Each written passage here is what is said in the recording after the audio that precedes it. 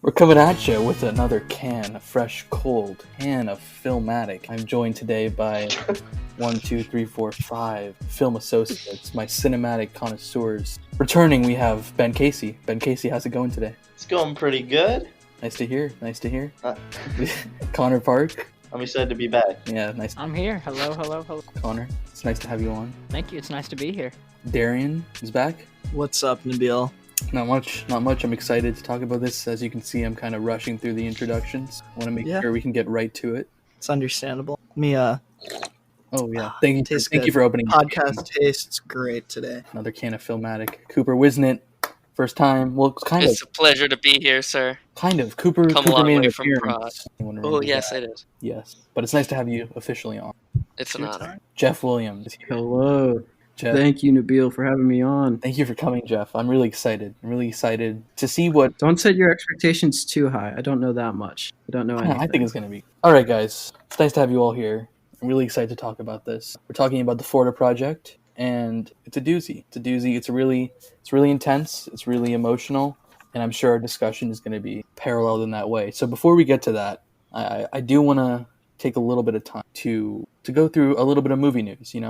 Haven't done that in a while, and I think that as we start to return to form, in the sense that we're talking about a singular movie for the first time in a while, it makes sense to return to the movie news as well. Now, who here has seen Venom? I have seen Venom. Okay, so it seems like a lot of people have seen Venom. Probably shouldn't have asked all at once. Guess what, guys? Guess what? Some news came out today. No fucking way. Yes way. Venom. Wait a minute. Venom, Let There Be Carnage has been announced. Fucking with There's me. a Venom 2? That's a goddamn lie. I think There is no Venom 2. It's Let There Be Carnage. Exactly, Connor. What didn't you understand? I think what you don't understand is that it shouldn't exist. No, I think that's what we're discussing here, Connor. Yeah, so Venom, Let There Be Carnage. Why do we have this? why do we have I this? just can't wait till they say Let There Be Carnage in the movie when Carnage comes on When screen. Woody Harrelson Holy says, shit. Let There Be Carnage. Ben, do you mean the final line in the trailer? Probably. Holy shit. This series has great trailers from what I have seen. So I'm looking forward to it. Yeah. Tom Hardy sounding like an absolute fool. Oh, I'm while sorry, reading his Mr. lines. I have a parasite. That's literally what it is. I don't know. These are bad people. These are bad people. Bad Nabil. people. Jeez. It's really bad. I really hope that it's not Venom 2 and that it's just Carnage. Woody Harrelson carries the movie, but Carnage 1. Is Woody Harrelson Carnage? Yeah, Do we it know was that? a post-credit Yeah, scene. he's- Oh shit! he is The post-credit scene. I haven't seen the movie, so Oh, okay. Well, it made a lot I'm of sorry. money in China specifically, and I think that's why they greenlit. And Do we think I it's think going to it's be funny. rated R? Do we know? it's going to be rated PG-13. Jeez. that's All right. Well, 'Cause- the only thing I wanted out of Carnage was a rated R movie. So. Let there be Yeah. PG-13 Carnage. Am I right, guys? So does that mean that it's going to be Carnage, but with a more mild version of Carnage to present to younger audiences? I thought Carnage was supposed to be brutal. Well, Jeff, that's the Yeah, same thing that people Carnage. said about Venom, and look what we got. Yeah, I I know. know. I was That's hoping one that they thing. would fix the mistakes they made. Venom is one thing, but Carnage is supposed to be carnage in the sense of that word. It's not supposed to be PG-13. Yeah, there's some pretty dark comics involving Carnage. Yeah, And like one of my favorite Spider-Man villains for that is. yeah, I mean, I think they just saw that how well it happened to play out for them with the first one in terms of how big the domestic return was as well as the international return. So if that worked, they have no reason to finance. Oh, definitely. It'll probably do well. I have a question, Nabil. Yeah. Or for anyone, I guess. I feel like Nabil would be. Is this going to be building towards what, Sinister Six, or are we building towards like a symbiote universe? So Sony right now has their own universe Yeah. involving Venom, Morbius, which is supposed to come out this summer, but it's probably going to obviously. Oh yeah. I forgot about that. Yeah, I think they are planning to build up to that, but also they're trying to incorporate Spider-Man at some point. Yeah, I didn't know if we were gonna be seeing like more symbiotes. Like I think I heard at one time, like anti, Yeah. whichever the symbiote is.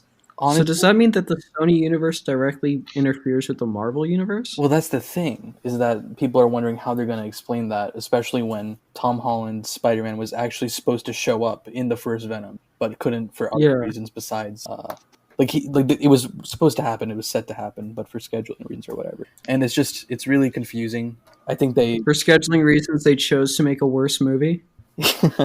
no, but the whole I don't want to get into the whole like Spider-Man legal fucking thing, but Yeah. I think he's supposed to be in 2 more MCU movies, and then Sony gets their full rights back unless they renew the deal. Yes. Which So- will not happen. They're Only going to will not. figure out a way to renew the deal again.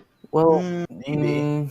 if I don't think they want to. if Morbius makes money and Venom Let There Be Carnage makes money, I honestly even consider that. Uh, I they're just gonna want to make check. I just money. want to check real quick. You're saying that it's a possibility that Venom Let's Make Carnage is gonna make money.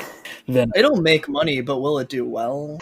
I think that all that really matters is that it has a above decent opening domestically, which based on the first one it can get, and I definitely think very it will. well in I China, think which it will do. And it's got anybody hears that Spider-Man somewhere. Yeah. I mean, okay, so do they have the rights to put Spider-Man in this one? Because I know Spider-Man was like on a wall in the Morbius trailer, right? Yeah, and also at the end of the Morbius trailer, Michael Keaton's Vulture shows up. You saw that? Oh yeah, So yeah, they're true. clearly using quote unquote properties that you would probably consider Marvel. But you have to remember that Sony still holds all the rights to all these, Homecoming, Far From Home. Marvel is just having creative control and doing distributing. So you have to remember that it's not like Sony is like, oh, we're going to use Vulture. It's Sony's using their character, their property, So Yeah, so that's why Far From Home was bad. yeah, Marvel that's why it was creative. bad. Yep.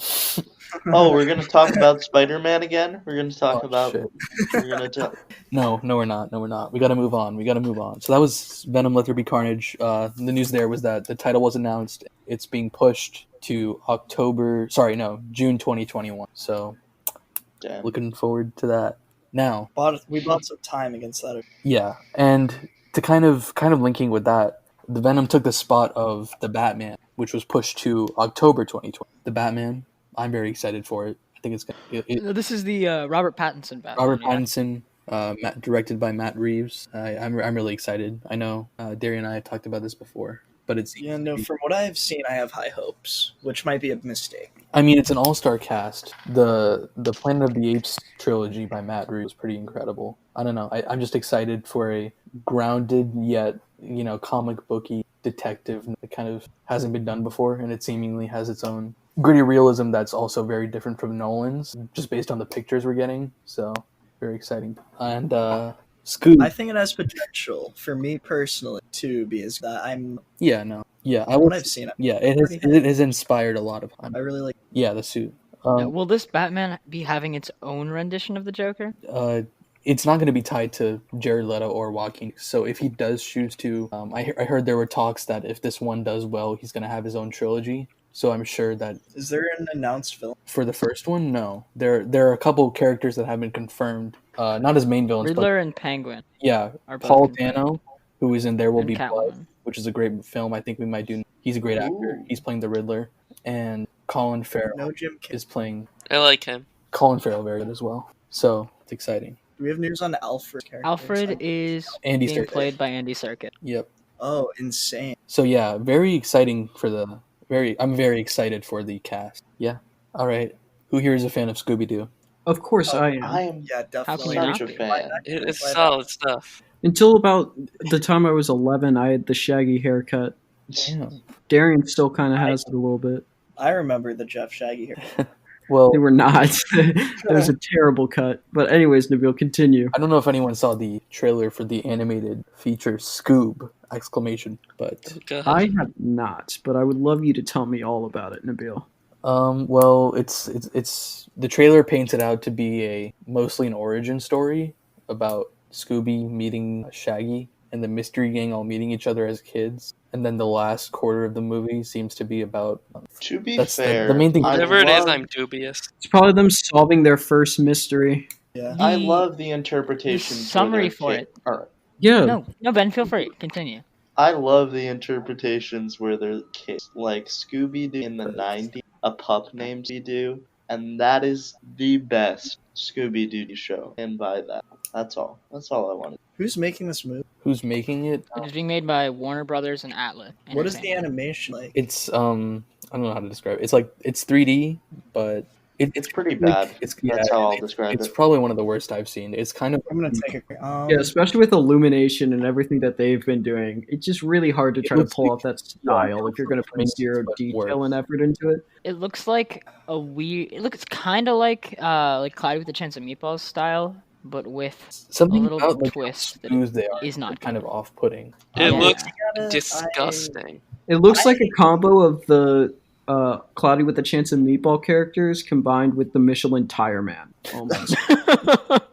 I think would be an accurate description. It's not very flattering to the characters. I think there's a couple ones like this one of Shaggy holding. The lighting here looks really good, but the one where they're young, I don't know. It's really strong. Yeah, and so the news there is that it's being pulled entirely from the theatrical release. It's going straight to on-demand. Ruh-roh. Deserve. I don't know who did the rut-row, but that was pretty good. Anyway, Obviously, Ben. Obviously, if you're a real Ben stan, you know it's that noise. It's Long-time that viewers of the noise. podcast would know that's a Ben Rutro. so this on-demand thing is kind of, I mean, it's pretty funny because it's Scooby-Doo, but also in the sense that, like, you know, what does this mean for other movies? There are a lot of movies that were set to in the June to August block. Wonder Woman, Tenet, Christopher Nolan. So there's this wonder of, are other movies going to be also pushed on demand? And that's the big question. Are there any candidates? I mean, something of that scope that could be pushed. I mean, Was this a large? not I necessarily, personally but it not shows caught any the faith they had in the movie in the first, for sure. You know. Yes, but if you push it to solely on demand, you are going to restrict the amount of people that are actually going to go out there and try to get it. If it's available like that, people will be able to pirate it easier. If you can find it on demand somewhere, if you can get an actual copy where you can bootleg it on your Yeah. own device. The three big movies that are supposed to be coming out this summer are Black Widow, Wonder Woman, and Tenet. Black Widow was pushed to November. Wonder Woman was pushed to August. Tenet is still in its place of. I have a quick question directly to this. Does anyone here actually like have a plan to go out and watch, No. or any? I don't really have any plans to go out and watch anything. That's fair, but I mean, if under it, normal you know, circumstances. if you like Marvel movies, like I'm not a big fan, but I just am not interested in Black Widow. I'm not sure if I'm supposed to be at this point, or if they've just lost a lot of people. Yeah, because you're at the point where, and we're getting back into the Marvel thing, but I mean, just to respond to you, it's just like we're getting to this point where it's starting to become a chore, and everything's having the same formula no matter what the character is. So it's just we're getting to the breaking thing for a lot of people our age Yeah, and following, and so we were. and I bring that up because you listed that as like one of the bigger movies coming at the time, and I feel like it's only listed as big not due to hype or anything, just simply the fact that it's a Marvel, Right. Yeah. which isn't a good thing. Yeah. I mean, I don't really. And again, I mean, it's just I don't know where Marvel's going to be going in the next few years. I think that. I think they'll still just be doing the exact same shit. Yeah, but how long before that becomes not financially viable? How long before they have I don't think you understand. I think they've got how much plenty of American- time. Almost forever. Damn. American consumers like to be shoveled the same exact horseshit into their mouths. Yeah, but do you think people said the same thing about like westerns or Like, if you don't care about all the movies sucking by now, I feel like you're just gonna watch them forever. Fair enough. Well, here's my perspective. I agree with you, Cooper, but also I do think, and it goes same way as what it goes two ways with what Jeff was saying about how people will just keep consuming the same thing, and I definitely think that's true. But also, I feel like people's attention spans are getting lower with things, and I feel like we are on like the fall of the Marvel hype at this point. I'm not saying it's not going to be viable. I agree with Cooper in that sense, but I do think there's going to be some decline. Probably not enough to stop them. Yeah. I feel like whatever comes next will be like virtually the same thing. Right. And on a more maybe positive perspective, when you see things like the Batman, the fact that it seems like people are trying to do things differently, that's a little bit of hope, to think that. Oh, definitely. Yeah. So James Gunn's The Suicide Squad. You know what I'm hoping? I'm hoping that after Black Widow, Marvel doesn't just snatch up Florence Pugh, and then she's just gonna be a bunch of trash Marvel movies instead of being the lead of like every good movie. The Marvel movies at this point don't even, in my eyes, feel necessarily like movies. Like I don't mean it in Martin Scorsese over here. He's not But wrong.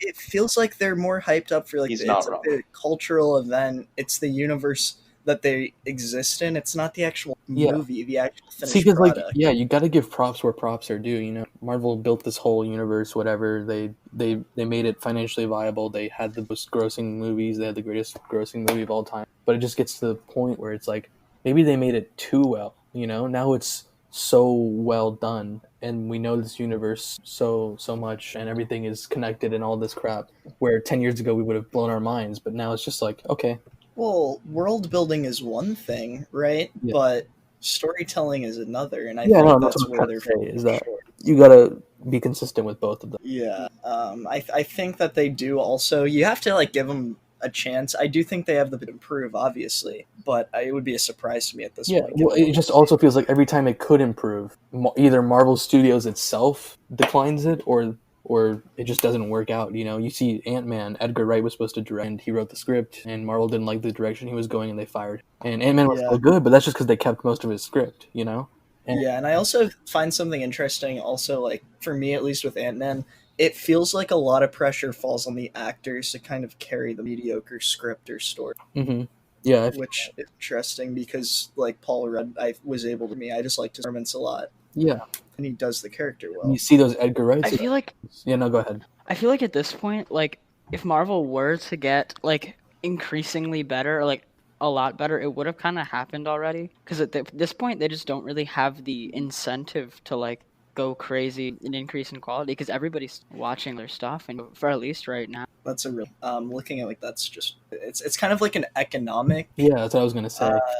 thing principle. Like if they have something working enough to a profit, they're not most like so. Yeah, I think at this point, the only hope for that would be is if the general population, the general audience, with the wall. Yeah, or if something like Batman is able to draw more interest to whatever they create, that could be a large factor if their audience starts getting more interested in something. It's just It really depends. it's a complex situation. I just hope that I hope I can see a superhero movie in my life can even hold a candle to Spider-Man 2. Do you think once Sony, if they end up getting full control back over Spider-Man after the next two movies, do you think that they would do a better job? Or I don't think it's necessarily okay. I think there's more opportunity too, because I think Sony is more likely to hire interesting directors and be open to more creative things than Marvel Studios is, which isn't.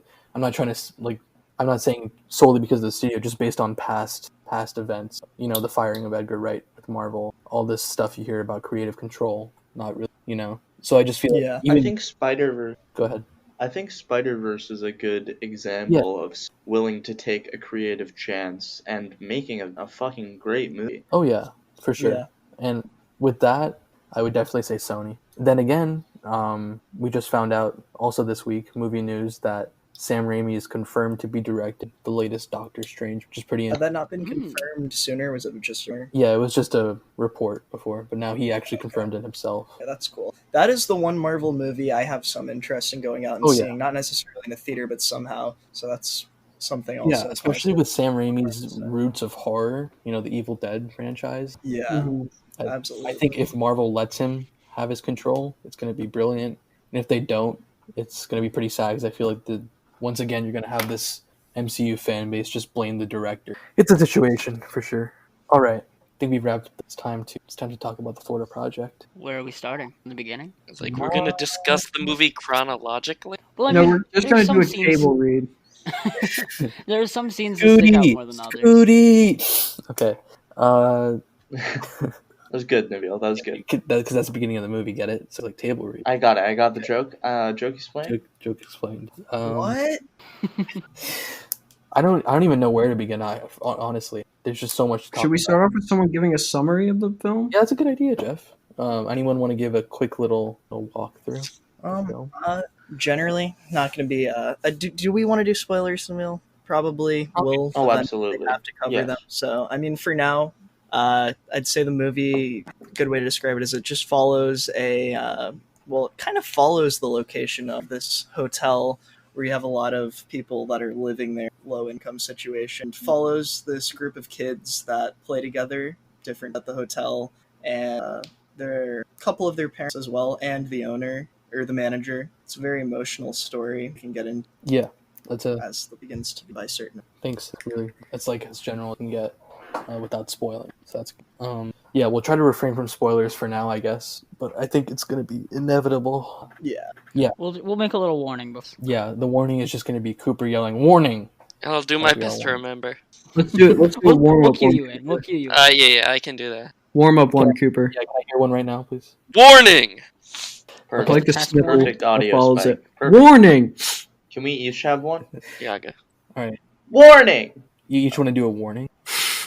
That's not I mean, I did mine. You can take that Warning. audio clip. Warning! Okay, let's get into it. Do you think that either Willem Dafoe or Bria Venate, who played Haley, do you think they deserve to be recognized at the Oscar? Either or. I believe Because- Willem absolutely did. And I know that he won the award, correct? Oh, hold on. I'm pretty sure he won Best Supporting Actor. It was interestingly the only award Oh the yeah, film was nominated for, he was nominated. which he didn't win.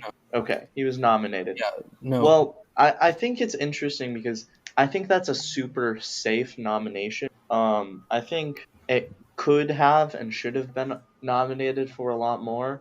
I think that picking Willem was like, here's this very, I think he's a very well-known actor. Most people know him for Spider-Man 2, all right? But I mean, when you really look into it, he has a great, filmography. Actually, he was the first Spider-Man. That's what I. Yeah, no. for Oh, sure. I'm sorry. He was in Platoon. He was in You've lost all Platoon. credibility, Ben. obviously that you know. masterpiece that is The Lighthouse, which he should have got an Oscar for. That came out after this movie. No, I was just we were talking about his But filmography. oh yeah. Yeah. But at the time, I think it's a pretty safe nomination for them to pick. But I think he definitely did deserve it. Because his character and really inside of him. I think in a movie where so many characters you have an emotional connection to, he's still able to stand out because he's put in a tough situation in which by no means are these people easy to deal with. They being so in such a hard situation, they're forced to do a lot of things that aren't great, and having to deal with these kids running around. And Willem does a great job of that while showing a human side in that he's able to care for these kids and recognize that they aren't by choice. Right. And Yeah, Ben, like what you were saying about how you feel that real, what was it you were saying about feeling the emotional connection through him?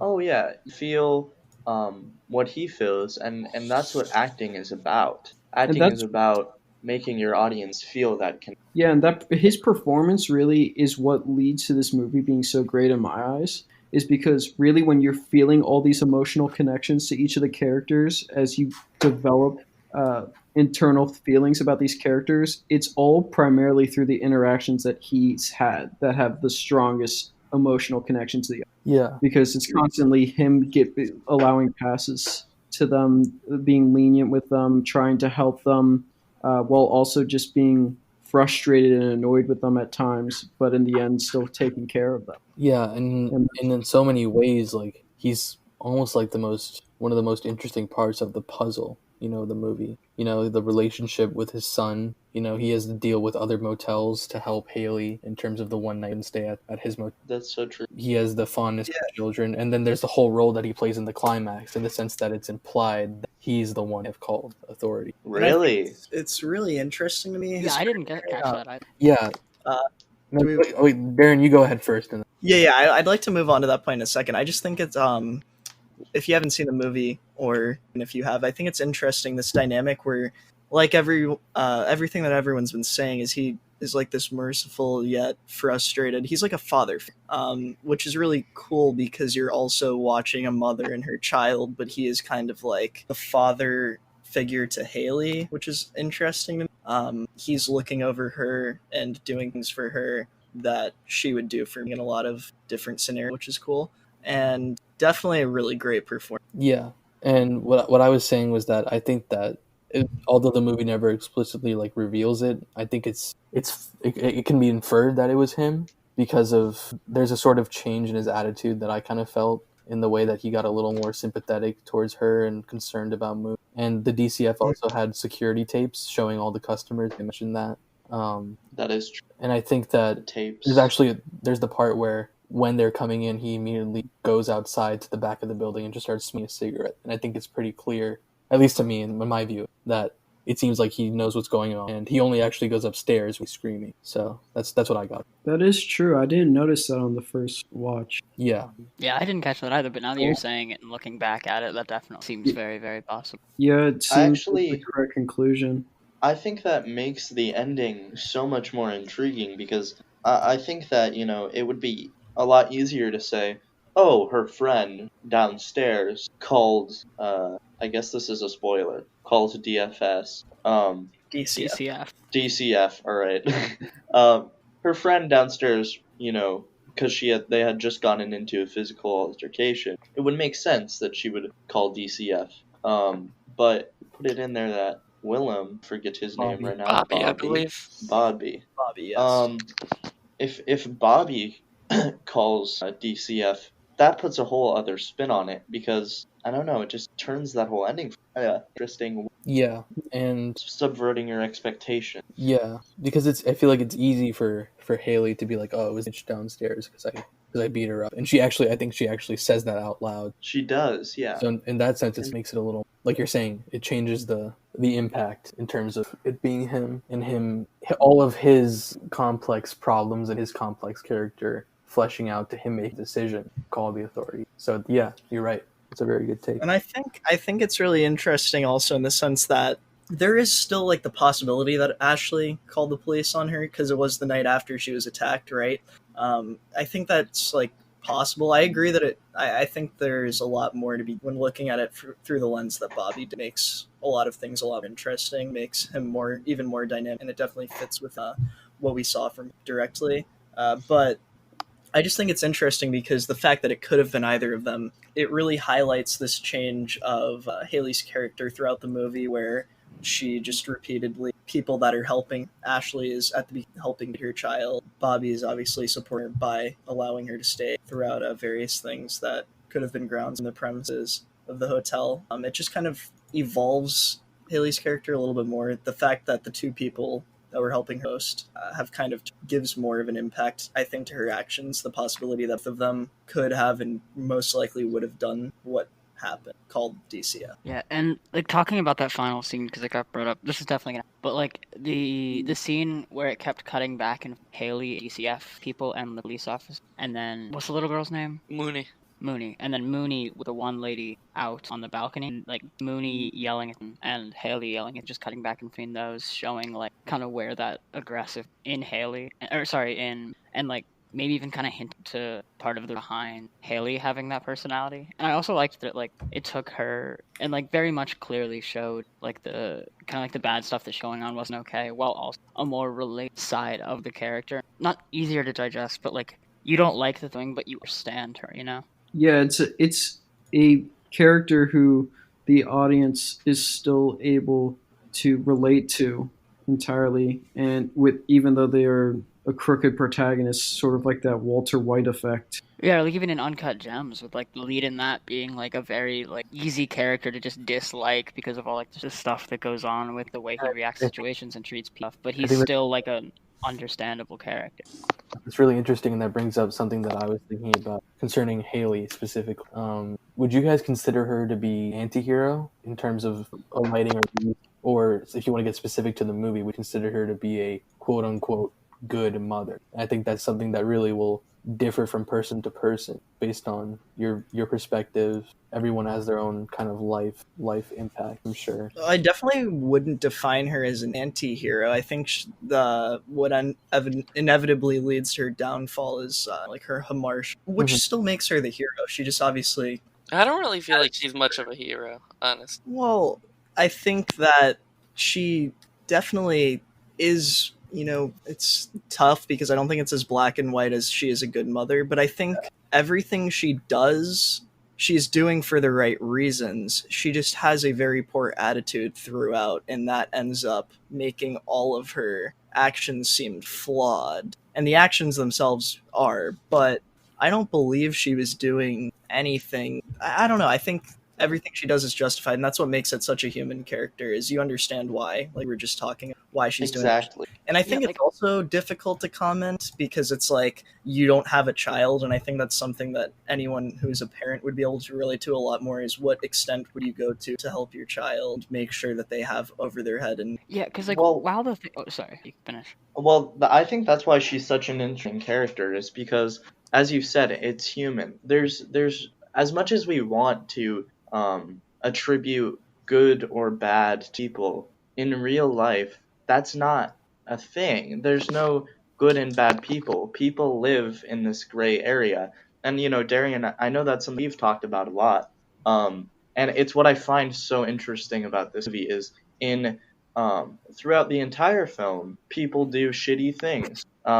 People do good things, but the entire movie is through the lens of a child who has this blissful ignorance to everything around her, and she is viewing her mother and all of these other adults, seeing their actions, taking them in, and perceiving them, as in much of a positive light as she can, because that's what she needs to do to get by in this mindset of a child. I think what the movie does very well is that it makes you think, from that kind of perspective. It's shot from that perspective. It's many of the scenes are portrayed almost directly from the perspective of Mooney.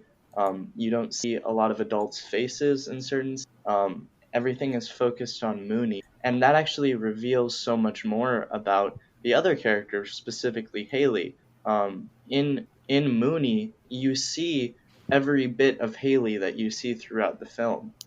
You see that Haley is almost like a kid herself because she's still growing up. She's a young mother who doesn't know how to do everything and who's in a difficult situation and can't handle everything, but she's trying to do whatever she can to get by. And really, that's the same thing Mooney is. She's in this situation where she almost has no control, but she is trying to make the best of it. yeah, and there are definitely shades of Mooney and Haley, and I think there's also shades of Bobby because, like I was saying earlier, he's kind of like a parental figure to Haley, in my opinion. To some Oh, degree, definitely, looks yeah. over her and also looks over Mooney. Obviously, I think prioritizes that, and that's his incentive for. But he still understands that they both exist together, and to help one, he does have to help the other until the end. But Haley is like a child in some way in the way that she acts,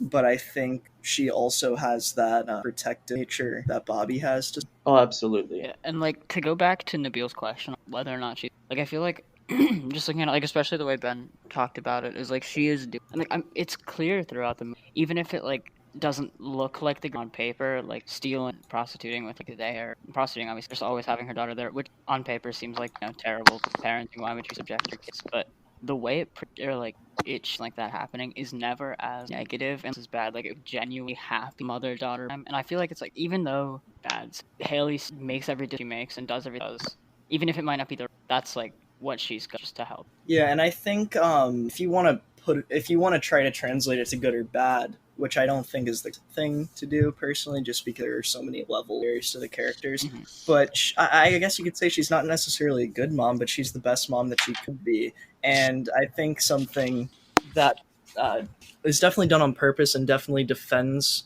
her character is, for example, the scene where they're in the rain dancing together, Haley and Mooney, and I don't think that is something that a good mother would do. It's spending time with your kid and caring about them and having fun with them and doing things that would make them happy as much so as you can, right?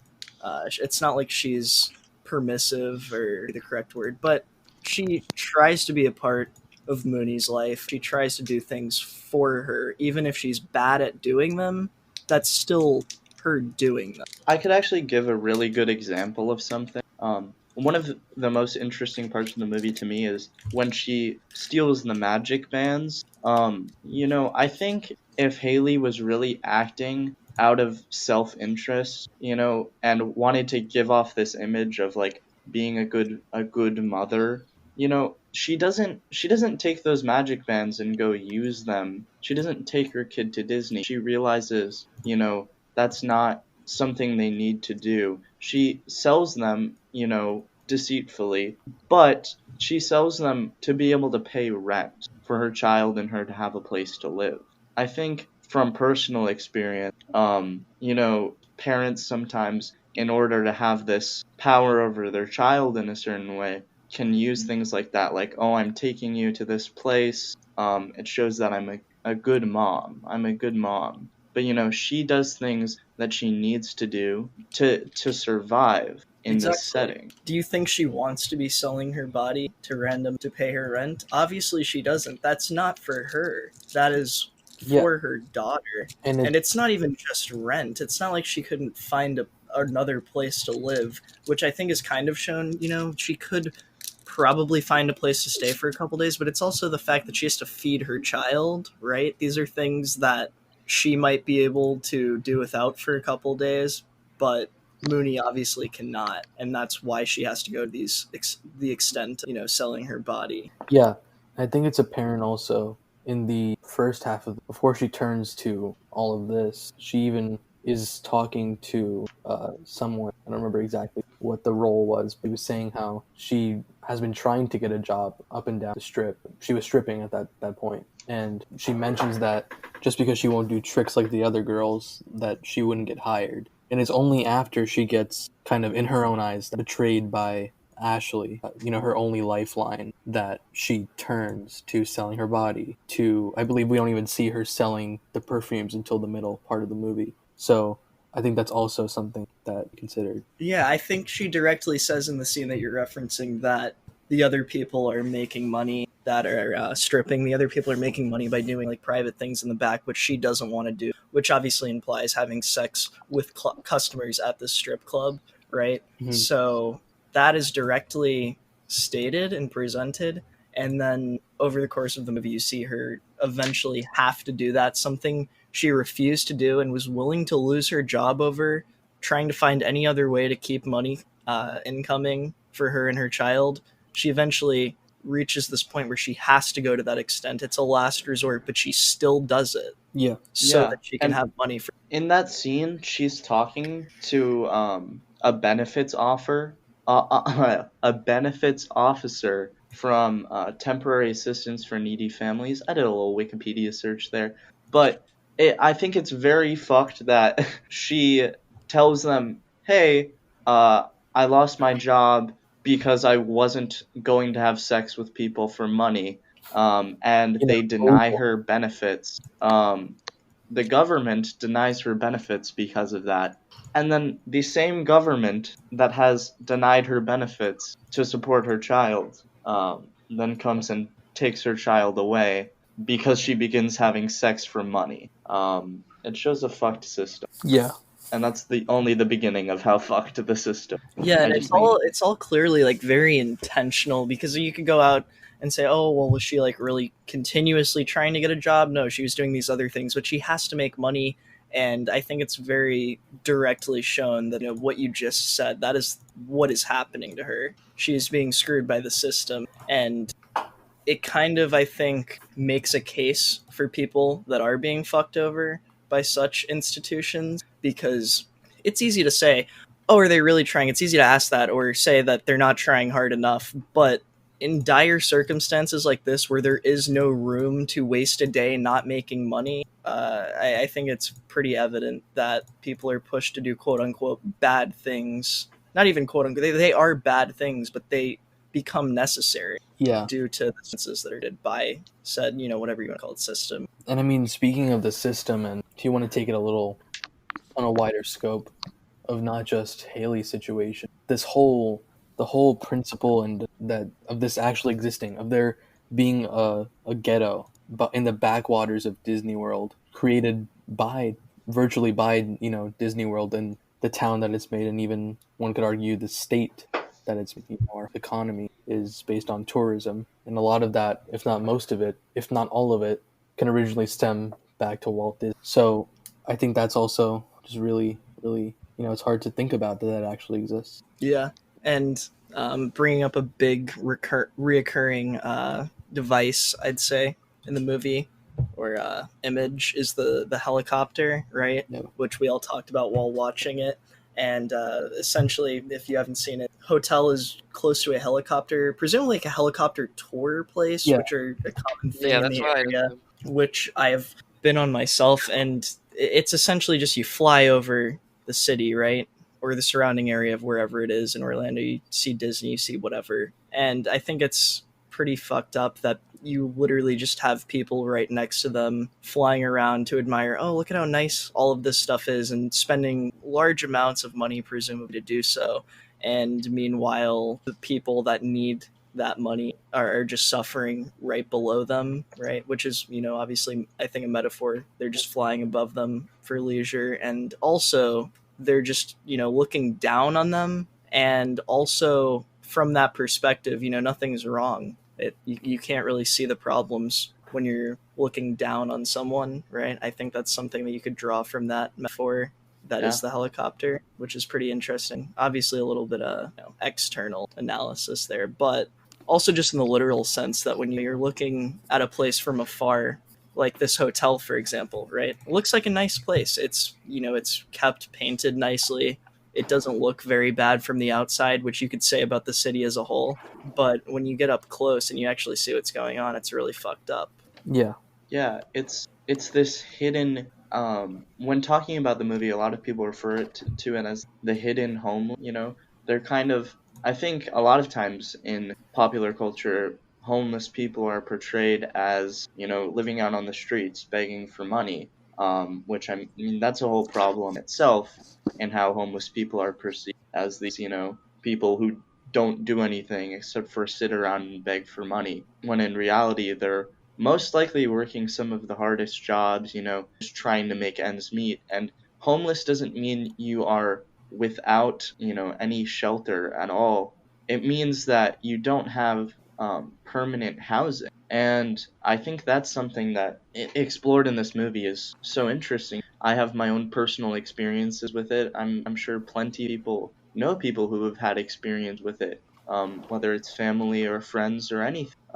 When you look at Disney specifically, I remember a study coming out that said that something like 10% of Disney workers surveyed have identified as homeless within the past 2 years. Yeah. And that statistic is ridiculous to me. I know that people like Bernie Sanders specifically has been fighting for Disney workers to have higher wages. So, fortunately, since this movie came out, I think there has been some progress. But the system that the Disney World has created here is incredibly fucked. How you can move into somewhere, focus the economy entirely on it, and the people who support and work for this Disney company and make them all of their money don't even have enough money to live freely in the area where they work and the area where this billion and billions of dollar companies flourishing. Yeah, and it doesn't even have to be Disney. I mean, yeah, but what you're saying is very true, and I think it's kind of like not directly, what you're saying, because it's a little bit different. But what Ashley, right? The friend of Haley's that's right. that is helping them get food at the beginning of the movie. You can take her as an alternate path if Haley were to just find a job, get a job, keep working at that, making money, quote unquote, in a more moral way or good way, correctly, whatever you want to say, right? She is not in any better of a position, right? She might have some sort of moral high ground and it might be more respectable, but even at that point that Haley was trying to get to, Ashley is still struggling. She's still living in this hotel. You know what I Not mean? fair to say she's not better off though, because she definitely is. I mean, she's not furthering anything. Because if you're not getting enough to get out, but you have a definite steady enough to stay there, as someone with a child, that's definitely a lot different than any week being the one where you get kicked out, for all you To know. stay in a hotel? I mean, To I mean, also, stay if the alternative is staying nowhere, yeah, there's a pretty big No, difference. I'm saying, but Ashley is staying in the. I mean, Ashley and Haley are both staying in the hotel. They both have enough money to stay in the. Well, but they just have to Ashley do has a different things to steady get stream that of money. income, whereas I think the she point does not Darian have is any trying to make. guarantee. I think the point that Darian is trying to make is that even though she has a steady income, it's still not enough to find permanent housing. Yeah, and Yeah, that makes sense. what I was going to get to Yeah. is like the net gain from even doing what somebody would tell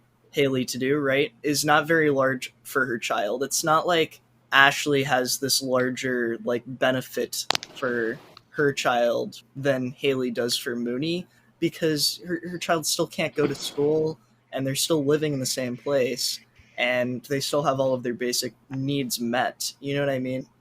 Yes, it's like more consistent and a bit more secure for her and her child, but the problem is that's still fucked up that that's the standard and that Oh, yeah, most someone in her definitely. position is better off. They're both still. Exactly. The bar is so low. The bar is on the floor. Yeah, for sure. I don't know. Yeah, go ahead. One thing, yeah, I was gonna say this might be jumping around a little bit, but the final scene, I know that was really powerful for me. What did you guys feel about that? Jeff, how did you feel about that last scene? Well, for that last scene, I mean, it's really coming. We really already kind of discussed that for a decent bit. With I'm talking about like the final shot where the girl or where Mooney goes to the friend's house and then they run away. Well, to me, that was just kind of the wrap up of taking because the entire movie kind of revolves around the fact that they're able to take the perspective of Mooney and of the children, and she's gone through all these different things with having her mother leave her in a bathtub at night while she's having sex for money. All the different things with the agents, everyone, her mother screaming in that entire just hellhole of an environment. It was when she was getting taken away from her mother, and just to see her just find the only person in her life that's still feels like a stable force, and to just have that person go along with her friend go with her, it was just heartbreak. It was not heartbreaking. It was like it just made your heart melt. It was just perfect that you could just see this absolute love between those two young girls who don't really understand anything in this world and have had to go through so much, but yet they're still able to just have someone. It was just great. I know everyone was either at the point of tearing up or actually crying during that scene. Yeah, for me, I thought like the shot that was just like the long shot of Mooney's face as she just started losing it and like actually started crying, which you never see her or Haley do in the entire movie. Like every time something bad happens or something negative, you see anger and you see them reacting, and you see that out of Mooney even earlier in that same scene where before she runs away. But once she gets there and like sees, I guess like what Jeff was saying, like her safe person, she kind of just comes to a point like you haven't seen any of the characters yet where she's just fully like broken and she knows that nothing that's happening at all is in her control even a little bit, and there's just nothing she can do other than just kind of let it happen, which kills her. And I don't know, I feel like that's something that like a lot of people can relate to, is just being stuck in a situation that isn't good, that you have no control over. Yeah. Yeah, and something I thought was really good about the way the ending was done was how the whole movie, the parts that were all the little kids roaming around, would always be shot very differently than the rest of it. It would have like a lot of handheld and a lot of movement, and it kind of gave you like this tangible feel of the scene being childlike. And then that last one was that same way, and then just cuts off as soon as they get there, because neither of them really have any sort of view for what comes next, even though obviously everything has to come, like all of the problems are going to come back as soon as that day's over. It's just like not thought about. And See, I was just gonna say he talks about it feeling different, but you remember it's also filmed on an iPhone, that last part. Yeah. Which is pretty incredible. Yeah, go ahead. yeah, one thing for me, like it wasn't entirely clear, to me at least, but I couldn't tell whether or not they actually ran away and went to Disney, or whether or not that was like an imagination of like what they wished they could do. Well, They were I actually just running to try to do that. I actually have a quote from the director that I have prepared for this exact moment because, I think that's what it leaves a lot of people with that being the final scene. People are expecting closure in some way, as you do with any film. But Sean Baker, the director and writer of the film, says about the final scene, he says, "We've been watching Mooney use her imagination and wonderment throughout the entire film to make the best of the situation she's in. She can't go to Disney's Animal Kingdom, so she goes to the safari behind the motel and looks at cows. She goes to the abandoned condos because she can't go to the haunted mansion. And in the end, with this inevitable drama, this is me saying to the audience, if you want a happy ending, you're going to have to go to that headspace of a kid, because here, that's the only way to." Yeah. And I thought that was super interesting because that's what the whole movie is about, is putting you in that perspective of a child, in that, that optimistic point of view, despite everything going wrong. You can dream that in her head, run away, and obviously you can't run however many miles it is to Disney World and get into a park as a 4-year-old, however old she is. But I think they're 6. all right.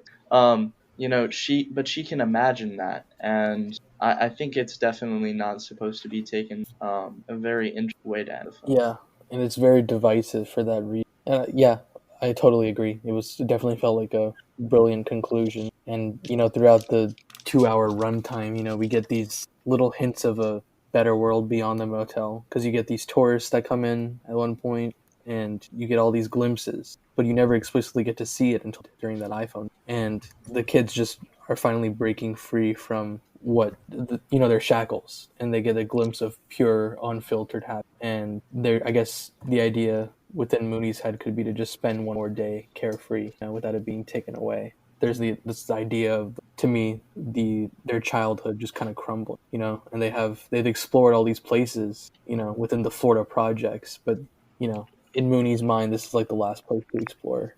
It's pretty. There's a lot of layers. It's beautiful. It's beautiful in so many. Specifically that it's tragic to be able to. This is what this child being of, and it won't be like that in reality. But it's that optimism throughout the entire film until she finally breaks in that last. I think so powerful. Mm-hmm, for sure. And yeah, damn, it's a lot. And not to backtrack, but actually was a little curious in doing some digging here, but about the character of Haley and whether or not she is a good mother and such discussions. Obviously, it's all up to debate, subjective, but the director definitely defends the fact in multiple instances that the whole point is supposed to be, that she is a person pushed into desperate. And it's supposed to, I think, extrapolating from that a bit, it's supposed to highlight what pushes people these places, and it's just unfortunately you're forced on society. Yeah, that's pretty good. People want to judge others. It's easy to think about what you would do in that situation. What you should do in that situation. What you should do. But in reality, it's like when everything around you forces you into a situation like that, you don't really know what is the right thing, because it's, again, that moral gray area where you're just trying to survive in a system that purposefully pits people against for the survival of some and the downfall of others. Yeah, and I think it also just brings into question talking about, seeing it from the perspective of a child, and I think that the entire movie in multiple instances brings up the discussion point, of what is a mother supposed to be for a child, right? What is that role supposed to fulfill? And I think it extends beyond just providing things to allow the survival of the child. There is also a nurturing aspect and maintaining a positive relationship, which is something that Haley does throughout the movie. She is able to keep the childlike wonder of Mooney alive, through, the scene where she's giving her a piggyback ride, or the scene where they're playing the same scene. But I think that is supposed to be highlighted in that instant. And also, just a similar thing that was interesting that I read, there was a cut scene that takes place, I think, in connection to the scene where they're eating pizza, where Mooney is complaining that there's no pepperoni on the pizza, or it's missing toppings or something. So Haley puts gummy bears on it, to make her happy. It's a fun moment between them. I think it's just another pull of something like that where I don't know. There's a lot of scenes that are in the movie still where you can feel the relationship between. It's always positive, And aside from the money situation, the housing situation, and stuff. yeah, and to kind of go back to what Ben was saying, I heard a quote a while back, not in connection with, but it kind of goes with what Ben was saying. It's easy to be a Monday. It's like it's easy to look back the next day as somebody else and say, oh, if they had done this, then fine. Oh, I know the right thing to do. I could do it better than when really you're not the person. You're not the one having to make those decisions in the moment, second. You don't know all the other stuff going. So yeah, and what Ben said about people are to judge, right? That's something I definitely catch myself doing. Not active, but even just walking around. You'll see somebody and you'll kind of just automatically snap judgment, oh, this and this thing about that. When I try to stop myself because I know that's not how I actually know. It's how you shouldn't think about, or that's not how you should. But I feel especially in this, and it's easy for people to look back or to look at that and say oh, I wouldn't be in this to be better. Connor, are That's you just not something you can racially say. profiling at the Walmart again? But yeah, no, I definitely think that it's a human response. Unfortunately, judging people, we're blinded by our own perspective because with how most humans are, we are, it's human nature to be set in your ways and being able to only view things from your own perspective, your own experiences throughout your life. So we can never truly understand other people, and I think that is again just a great thing about this film. It forces to view this situation from someone's perspective, specifically the perspective of a child, and how children the world around them. I think a lot of times we think children are oblivious to a lot of the things going around them because of their because of their optimistic nature. But in reality, I think that they are just experiencing things as should. I think that they just haven't, as depressing as this sounds, been crushed by the weight of so many other things going on in the world and the reality of very shitty in human life. Yeah, no, I think that the movie serves as kind of an experiment, psychologically or socially in a lot of ways, because you're presented with this conflicting character that is Haley, and people, like we were saying, will snap to judging her and viewing her negatively and thinking that her child should have been taken away from her as soon as possible, and not understanding why she's doing what she's doing, that it's not justified. But I think it's really interesting because that judgment, like you said, comes from people being stuck in their ways and being limited to only their own experiences and perspectives. But unfortunately, I think a large thing that shapes that is also the system that we exist in, right? It's a large factor in shaping those perspectives. And it's a system that doesn't necessarily encourage empathy with someone who is struggling a little bit more than you are, because unfortunately a lot of people still are struggling, or maybe economically, right? People might not have a lot of money, but they're not in that position, and it's easy to say from your position, having a little bit more stability, that oh, she could have tried harder and at least gotten to where I am. And the same thing could be said to that person by someone who is wealthy and successful. And I think it just it kind of highlights the most fucked up thing, is that the system not only refuses to help these people, but it also conditions people to feel the same way.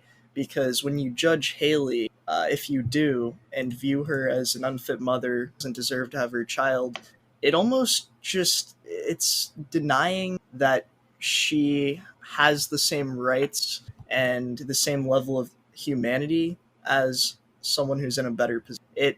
It's like you've been conditioned to believe that people like that are not good people just because they have to do certain to survive. And it also highlights the lack of empathy that people are conditioned to have. It's pretty fucked up, because in this situation, it's not even real. It's a movie, and people still, I think a lot of people would still enjoy negative people calling her out. And that really isn't helping. It's significantly easier to look at Haley in a negative sense because it makes you almost feel better about yourself if you aren't in the same situation. That's why anybody judges that.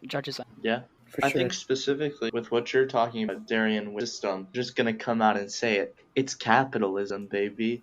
I think that capitalism is centered around this idea of a right of opportunity. So the right that everybody has the opportunity to reach that level of equality. But I think that, that's a really shitty way of thinking, because it's more like it should be more centered around the idea of equality of outcome, in which that people should be given whatever help they need to reach the mean of equality, to reach the end goal of equality. Because some people just need more help than others. But the system we have right now is that everybody has the same opportunity, in the sense that, some air quotes there, in the sense that, oh, everyone's free to do, whatever you want. But it doesn't work out like that. Certain people are born at a disadvantage than others, or certain people face problems that are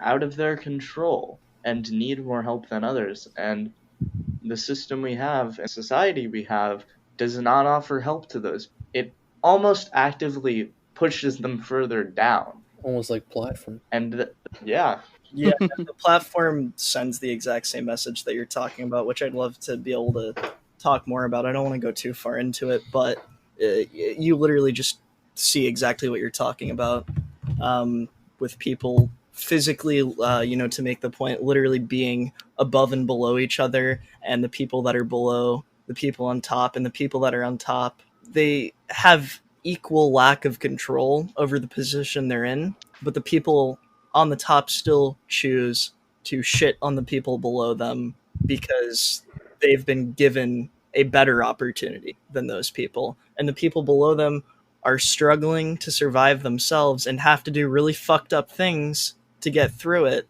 so that they don't die or starve, right? So, really good movie. I'd love to talk about it more at some point if possible on the podcast, but go check that out, the platform. Unfortunately, I think everything you're saying, I know it is true, and it's really sad. I think there's also this illusion within, capitalism and what people are conditioned to believe, that everyone has, free will and complete control over everything that happens to them in some way or another. And if you had thought something through better, then you would have had better control over your future and could have prevented bad things from happening. But unfortunately, as we were saying before, it's never black and white or as clear as that. Everything exists in this gray area. I don't know. exactly. I just think it's pretty inhumane to look at someone like the character of him and think that they're bad or they're doing something wrong by doing what she had to do in this specific set of circumstances, because it just kind of denies the fact that she's human and can still make errors. Just because she's in a bad position, she can't do anything wrong. She has to do everything perfectly correctly to get out of that position. That's not possible of anyone. That's the problem, is when you put someone in that poor of a position and expect them to recover, you're going to need them to make zero mistakes along the way and experience zero external problems in trying to overcome the circumstances. And that's just not how things work. You can't just flip a switch when you've been evicted from your home or had a child too soon and just say, oh, well, I'm going to start making the best out of every opportunity that I've been given and just turn my life around perfectly with no hiccup. It doesn't work like that. And Yeah. I think judging someone is kind of expecting more out of them than is humanly possible, and also kind of dehuman that sense. I don't know. For sure. It is all a matter of perspective. Unfortunately, I think people have less control over their perspective thing. They're largely shaped I think it. before you're able to be aware of. Yeah, I think it's really incredible that Sean Bay, the director, was able to. I mean, even us just having this discussion, so we're able to take the perspectives that are shown to us and expand it to our whole society. I think that's the mark of a really craft social message, as well as as a And I had a few things written down here. I just wanted to touch on really quick before we wrap up. I thought that something that was really on the technical side that was really cool was the way that the music was incorporated. It kind of sounded like it was coming from an actual like iPhone or like a cheap portable speaker.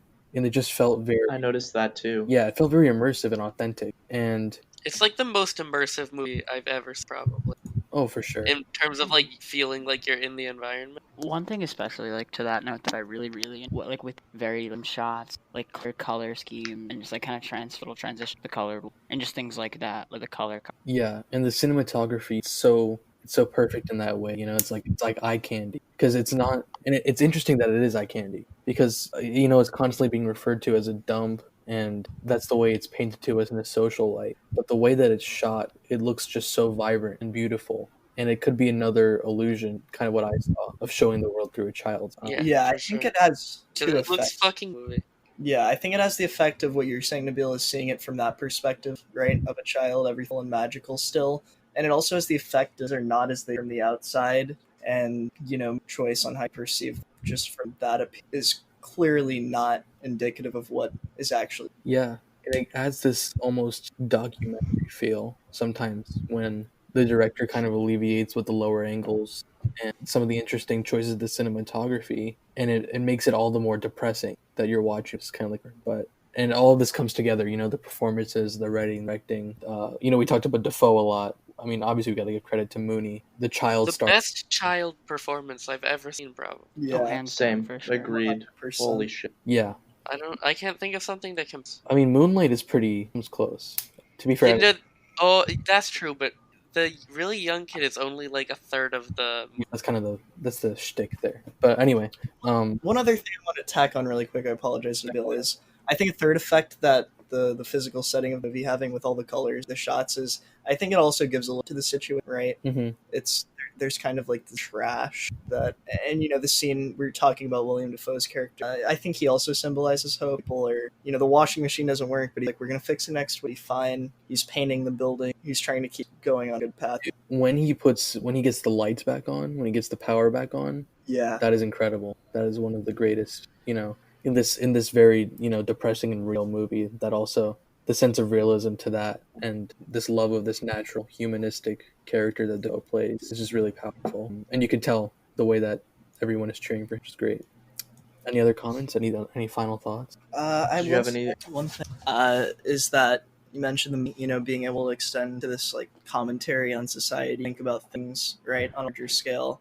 If anyone is listening and hasn't watched the movie yet or plans to watch it, I think one of the best things you could try to do to get the most out of that movie and that message that we were just talking about is try not, you know, judge and dismiss the characters, specifically Haley, because I feel like that ends up missing viewing her as bad. I think it ends up taking away a lot of the message the director was trying to send. But obviously it is also, I still recommend all of that aside. I just think it's unfortunate that it can have that effect to view these characters, these types of worse off as. Ben? I would say one of the most interesting, and we see the kids a lot, and I may be reaching here, I don't think I am, but a lot of this are shot with them kind of finding shelter in the shadow or being underneath stairs, hotel, or shielding themselves from a tree. And I think that what that, you know, gave to me, they're kind of the shadow, not that big, but stood out. I think that the way they're able to show the director, like you said, everything together through small little things like that, being able to tie in, I thought really shows how immersive, as we've been talking about this, and it's just so powerful. I sobbed for a long time after watching this film, and I can say the first movie I've watched in a long time that days later I just can't stop thinking. I've been the past couple days since we watched it, I have a list of my favorite movies, and it's been moving up the list. Oh, And it's at number 6 right now. And I'm like, it's probably going higher because I just keep thinking about different conversation. Brings out so much more. And I think I could just talk about it for hours. A phenomenal. yeah. Anybody else? I felt when we first finished the movie, everyone had such insanely emotional reactions to it. Everyone had said that they felt that the ending was extremely powerful and motivating to them. And at first, it didn't feel so powerful to me. I didn't find myself being completely swept away by the ending. It really took me time to sit down and process it and really allow myself to get into the shoes of Haley and into the shoes of Mooney. because even though I wasn't trying to come through and be judgmental of Haley at any point during the film, just I naturally felt somewhat inclined to just be judgmental. It may be due to different situations that I'm used to, and just the fact that I've never been put in a situation where I would have to commit a crime to help support the ones that I love. But I felt a little bit uncomfortable with it, I guess, at first. And it took me just being able to fully understand the decisions of Haley and fully comprehend exactly what she was dealing with in order for me to take such a profound meaning away from the film. I definitely feel like this is one that mandates a rewatch. It's a very good film. I would highly recommend. It's a thinker for sure. It's pretty late. Pretty fucking. I think a lot It's of 1:23 in the a.m. here in Sarasota, Florida. yeah, we're running low on steam. I don't know about you guys. I didn't get much sleep. I'm sleepy I'm as drinking hell. coffee right now. I'm feeling good. Cooper sounds like he's fully shut down. So Pretty much. yeah, be like that. Well, I wanna thank all of you for bearing through, It's been a for pleasure. watching the movie with me, and being on the podcast. Anytime, Thank you Nabil. for having. Thanks for having Dope us. movie, dope folks. And I think there's going to be a lot more to come. You know, I don't think we got to learn many better things to do. Yeah, that's for sure. That's right. What can people expect in Well, thank you for asking, Ben. You know, people can expect some more of this, some more singular movie discussions. I want us to watch There Will Be Blood next, most likely. It's an excellent film. Watch that if you haven't. I'm excited. Not seen it yet. It's something else. Not to get into it right now. It's a character study, basically. It's wonderful. It's now Guess streaming they on gotta- Netflix. So Guess they gotta watch the next episode. guess they do. We're gonna have some more quarantine freestyles, hopefully, where we just talk about anything and everything. And who knows what crazy ideas we come up with in the era of quarantine. So, my name is Nabil Sharif. This has been Ben Casey, Connor Park, Darian Nigro, Cooper Whisnant, and Jeffery Williams talking about the Florida Project on the one, the only Filmatic. Q can open it again. But reversed. Reverse, Like back- because we're backwards. coding it. Yeah. There's music now. It sounds really cool. Ooh,